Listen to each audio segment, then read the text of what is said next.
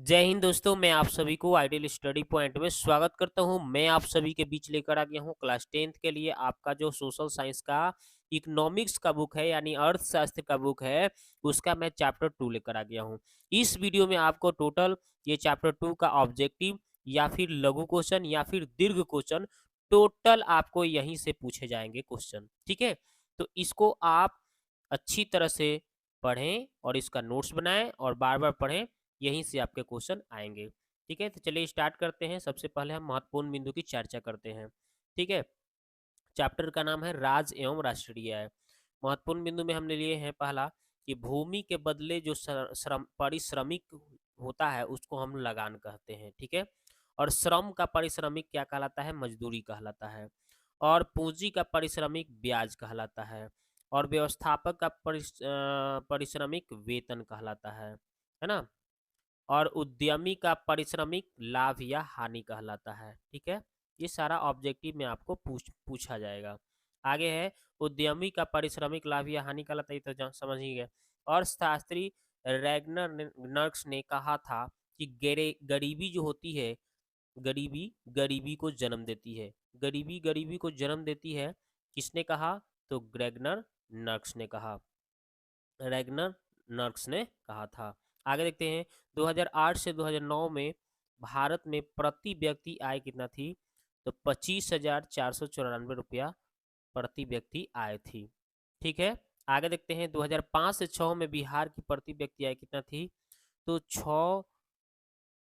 6 point कितना, आपका 610 रुपया थी। ठीक है ना, बिहार में प्रति व्यक्ति आय जो थी आपका बिहार में, ठीक है ना, कितना की बात किया जा रहा है? आपका 2005 से 6 की बात किया जा रहा है। तो 6,000 कितना था?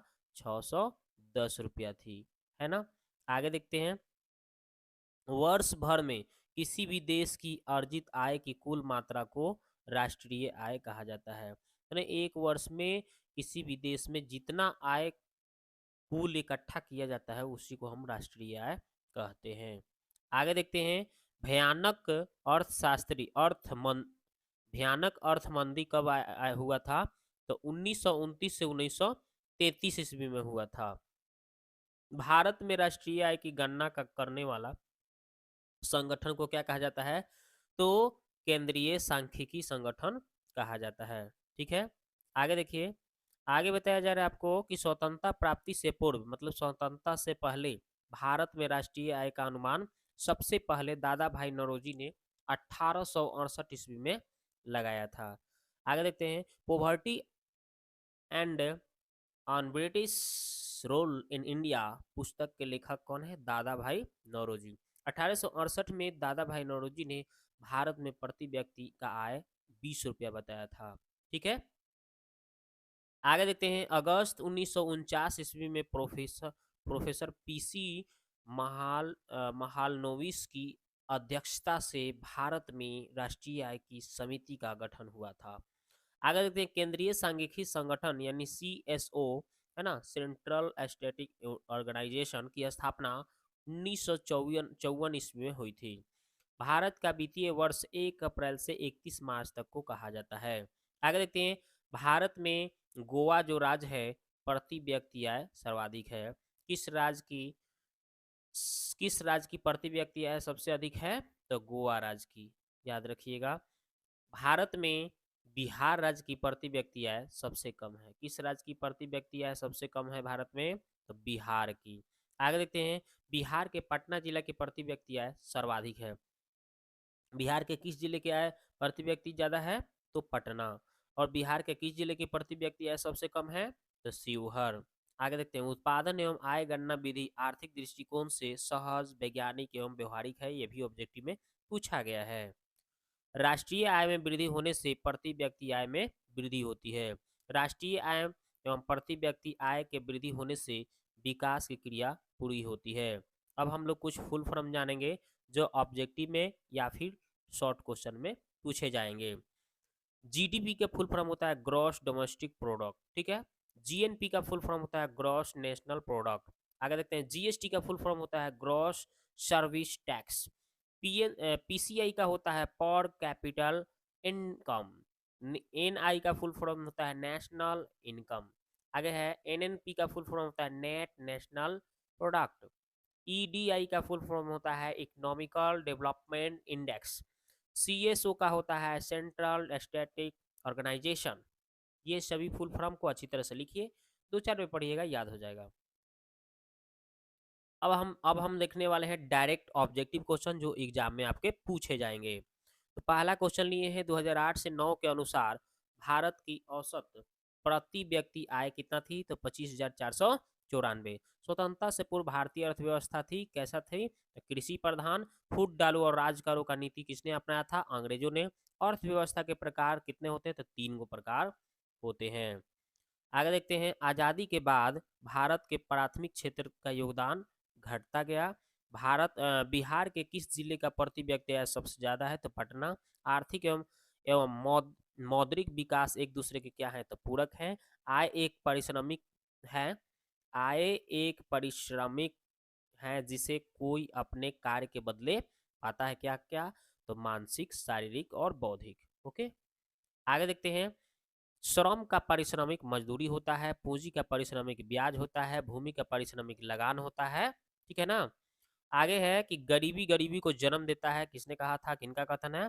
तो रैगनर नर्क्स का। विकसित राज्यों की में ऊंची होती है, क्या होती है? तो प्रति व्यक्ति आय ऊंची होती है विकसित राज्य में।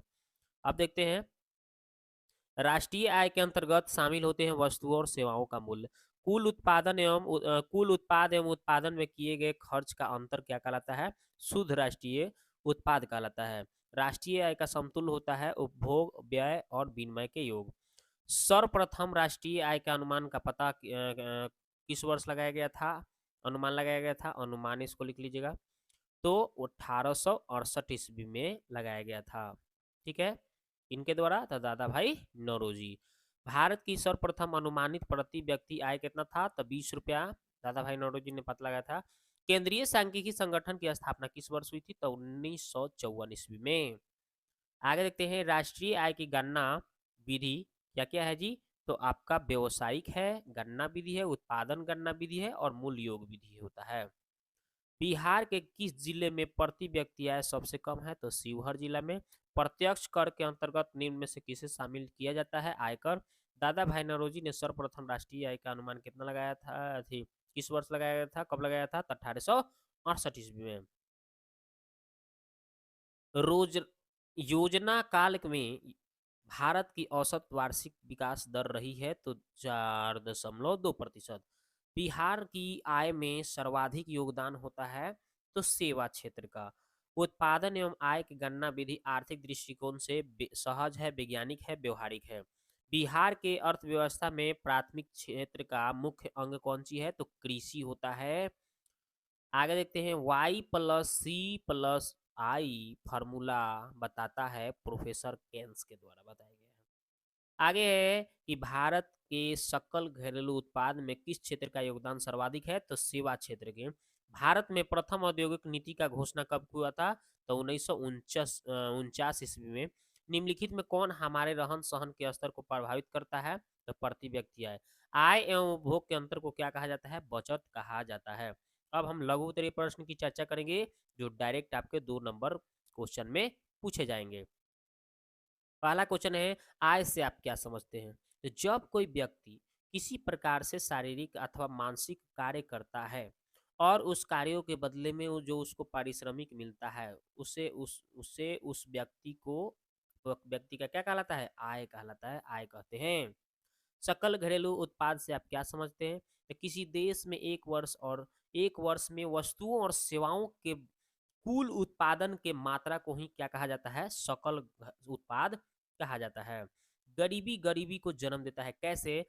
गरीब इसलिए गरीब है क्योंकि उसमें गरीबी है, गरीबी के कारण आय कम है, अशिक्षा है, अज्ञानता है, अज्ञानता के कारण बच्चों का जन्म अधिक होता है, इसलिए उसका अगला पीढ़ी भी गरीब होता है। इस प्रकार गरीबी का कुचक्र चलता रहता है, अर्थात गरीबी गरीबी को जन्म देता है।